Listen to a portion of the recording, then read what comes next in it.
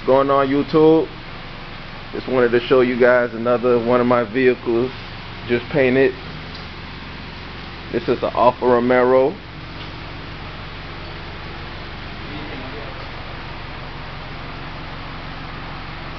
I went ahead and made me a my homemade rotisserie.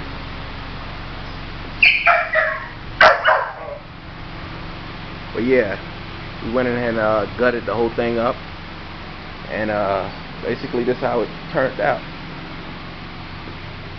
Still got to wet sand and buff it, but as of right now, this is looking pretty good.